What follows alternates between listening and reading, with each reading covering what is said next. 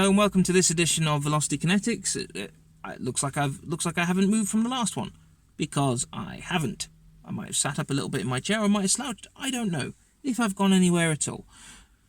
So we've just dealt with what COVID-19's impact might have on Formula 1 teams, and whilst in many ways I'd hoped it'd be a giant debate, it really isn't, because the problem is it's like trying to debate the unknown. Anything is possible. Anything is possible. Obviously there are certain things that won't be possible, obviously, but anything can happen. We might lose half the grid, we might lose none of the grid, we might suddenly have likes of Porsche or Subaru or whoever knocking on F1's door going, can we join? We honestly don't know. And in any situation like what we've got going on, there are people who always lose money. There are some things that realise they haven't got any place left in the world. But what does COVID-19 mean, not just for Formula 1, but motorsports in general? Now, for Formula E, it just means it's a no-go at the moment, because Formula E is done in city centres mostly, or in mostly dense urban areas. They don't tend to use, as far as I'm seeing, and as far as I recall from watching Mark Priestley's videos when he's talked to Formula E, they don't use any pre-existing track, they have to make them up. So, aside from when they go testing. So Formula E just can't go anywhere, even though their events are over quicker. There's not as many people involved in the Formula E circus compared to the F1 circus. It's still far too many people. What could Formula E do after this is all done? Because of how difficult it is to schedule those races in the city centres, they might have to wait. Unfortunately, they might have missed out on their season and have to go again next year. Likewise, it's the same with most forms of motorsport. IndyCar might have to give up this season. I know they did try doing some racing behind closed doors, but what's the point? The track owners are out of pocket because they're not making money off ticket sales. Whilst the event pays the track for being there, the track owners aren't getting as much money as they could, potentially running at a break even. Or at least I would have thought at best running at a break even. And then you've got the other problem of, even if you do run behind closed doors, what if someone in the paddock, regardless of the sport, Indy, Formula E, Rally, F1, what if they are carrying COVID? Then you're into another world of problems. So it's better just to not do. Formula E will probably carry on, and it'll, like I say, probably sit out a season. Likewise, I imagine WEC is going to sit out a season. Unfortunately, we're probably going to have a year where we miss Le Mans. Probably the first time since World War, I'd have thought would have missed motoring events like that. We're going to be missing events like the Monaco Grand Prix in Formula 1.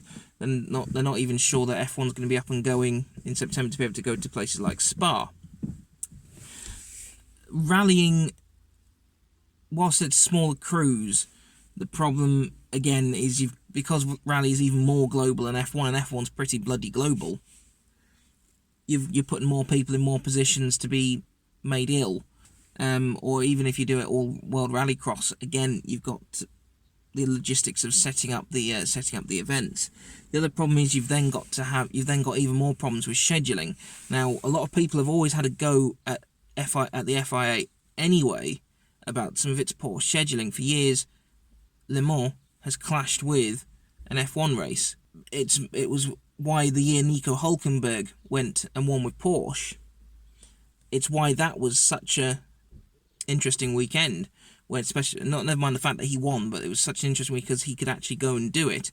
And likewise, a few years ago, Fernando Alonso, I think he was driving a 330 P4 when he was at Ferrari, the Ferrari car that raced against the GT40s, was able to do the lead lap. But they haven't really had many chances for F1 drivers to go do Le Mans because it clashes. Likewise, when Alonso wants to go do Indy usually clashes with Formula 1. But we're going to have even more things clash. Now, I appreciate most F1 drivers don't multi-discipline. It's not like we're back in the 50s, 60s, 70s where they'd be racing in F3, 2 and 1 and doing other things like Can-Am, etc. as it went. But the possibility of doing some sort of promotional event, Say for instance, if Mercedes wanted to go into touring cars, you've missed out an opportunity to put the likes of Bottas or Hamilton in the car for the race, just as a one-off. And likewise, I know Valtteri does a bit of rallying in his spare time. If you're following on Facebook, and I highly recommend you do, because I just find the guy really down to earth. But he's he won't be able to go do said competition. As to what is the right thing to do going forwards, the FIA really need to get their finger out their asses on this one. It's not hard to say cancel.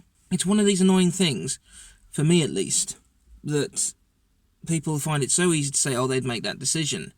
But the problem is, people in the UK will obviously be quite split on their political opinion. I, for instance, am not pro-Tory. I am not on their agenda. I think Boris Johnson is a complete and utter fucking cunt, as is most of his sociopathic cabinet. They're all fucking cunts. They wouldn't give... People go, clap for Boris when he was ill. And it's like, he wouldn't think twice about shitting on your dog if it meant furthering his career. He really wouldn't. People fall for his bumbling personality, and actually, he's not bumbling behind closed doors. He's fiercely intelligent. How the hell do you think he's got to be leader and prime minister? However, he has a terrible track record. But I'm more left and centre left. I was very pro Corbyn, and people say, well, Corbyn wouldn't have done very well in this situation. Joe Swinson wouldn't have made the right calls. But the problem is, it doesn't matter who you support politically or anything else. It is not an easy decision to make. Even Corbyn, by his own admission, said he would have probably only made the decision at most a day or two before Boris did about lockdown. And that's someone who was also fighting to be the leader. And if Corbyn had won, the UK would be a much happier place, in my opinion. But let's try and steer away from the politics. But what I'm saying is, if Corbyn had won, he'd have been faced with the same decisions and the same damned if you do, damned if you don't. Jean Todt is in that same position, damned if he does, damned if he doesn't. Max Mosley would have been in the same damned if he does, damned if he doesn't position.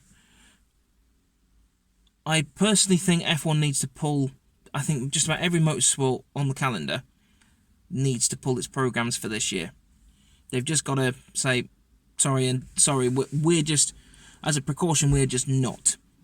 Then if everything goes as everyone is hoping, so if the COVID dies off or dies down, if it becomes less potent, then we can look at starting things back up. I think plan A for Jean Todt and anyone in charge of the FIA, Plan A just needs to be cancel. Just do it. It could do what if anyone's read The Andromeda Strain by Michael Crichton, it could also just, what's going on could easily just do what happened in that. It was the Andromeda Strain was something really toxic. Oh my god, don't touch it, you're going to die. Oh, it's died off. Oh. I appreciate some of Michael Crichton's books did that anyway, but still like them. But anyway, it could just as easily do that, and we could be back racing by the end of June. But I think F1 for the foreseeable just needs to say, and well, not just F1, all motorsports for the foreseeable need to say, we will review at the start of next year. We are cancelled until further notice. That is what I think we should do. What we should do in the meantime, now, I agree we should have a very, very comprehensive Plan B and Plan C. Plan B would be shorter seasons, whether that's still going to the same places and just rattling through it. But the problem is we then don't want to undo all the... In many ways, the planet is starting to heal with people not going to work so much, people working from home more. So things have been happening. Like I've had more birds in my back garden, and that's just a little back garden in South Shields, near Tyne Dock. It's been nice. I've seen more birds on the roofs of other people's houses. More cats have been more out and about and have been more social than they were. I mean, I appreciate cats are quite contrary creatures, so it might just be that time of the moon that makes them a bit more playable. But anyway, and there are friends of mine near Thetford, where my parents live. They've seen more little muntjac deer. They've seen more squirrels. They've seen more birds.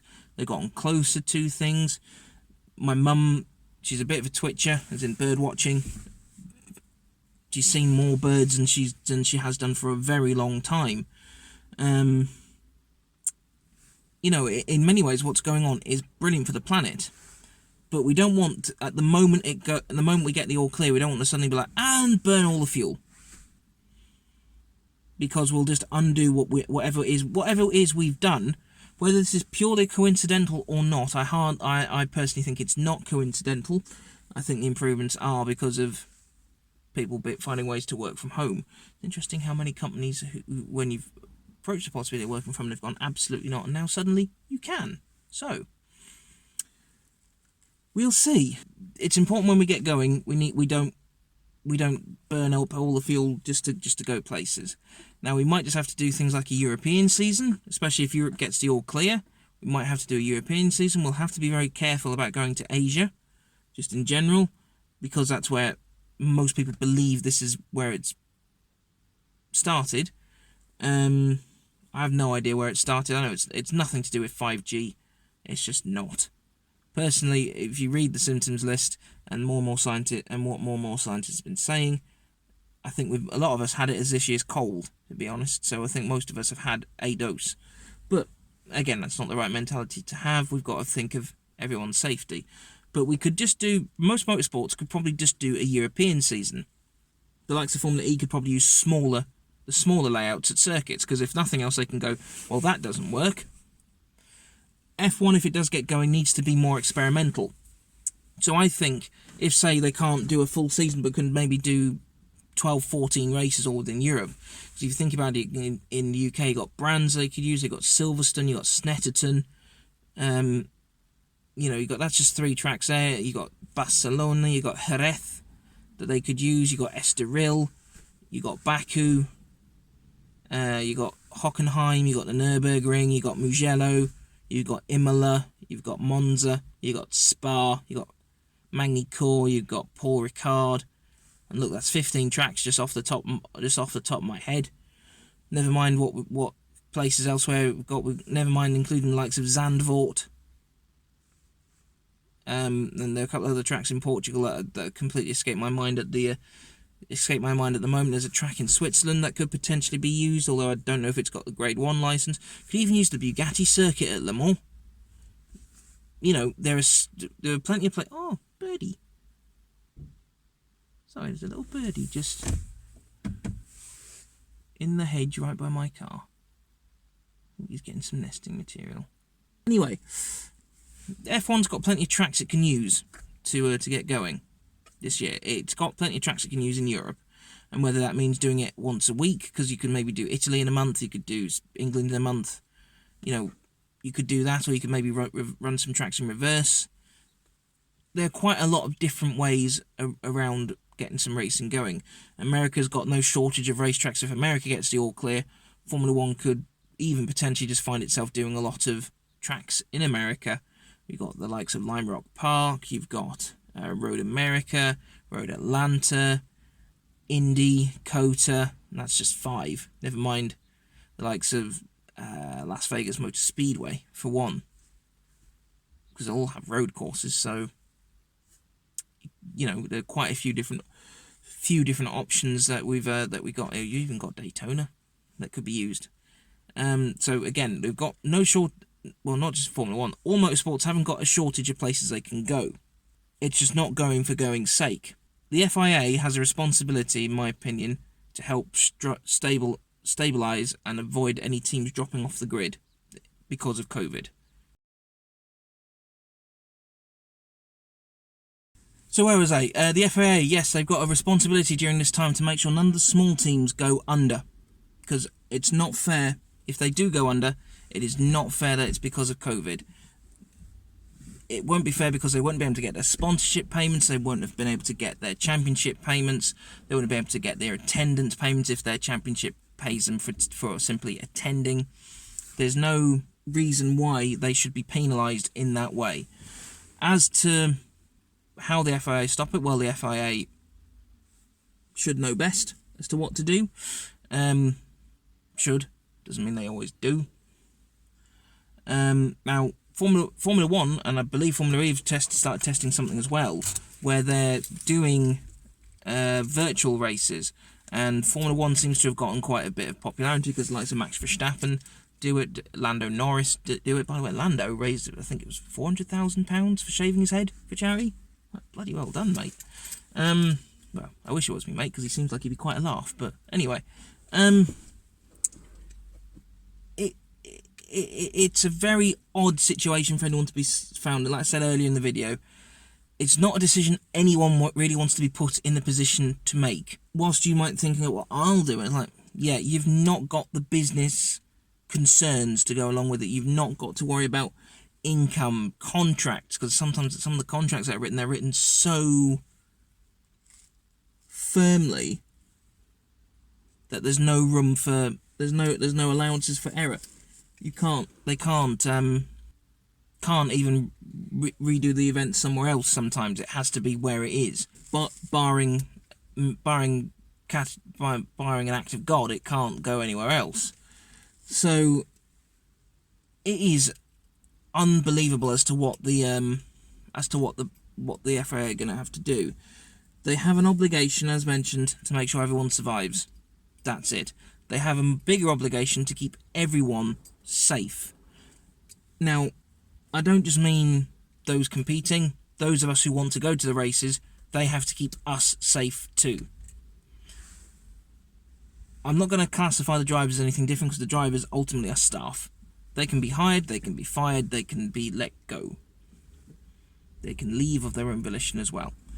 So they're nothing more than just an overpaid employee in many ways. People's safety is paramount. Depending on how paranoid or anxious you feel about this, this whole situation's really played on my anxiety. There are days where I would have recorded the video, but if you remember some of the footage from 2018 when I did some videos, my pallor was very off. I rewatch some of the content every once in a while, and some videos from 2018. I don't know whether it's because I know I wasn't very well upstairs at the time, but in some ways I feel that when I watch them back, you can see that I'm not quite myself. And I've had a few days this week where I really felt very much the same. I've not felt myself. Sorry, I'll just make sure Sarah's not coming out the shop. But there have been times where I've just not felt well myself within all this. So that's why this video has waited a little while. As to what we do going forwards, I don't know. But anyway, I just turned that on because if Sarah calls, I just use my Bluetooth rather than reaching over to stop the recording. Oh, don't bloody tell me I've got a tyre down again.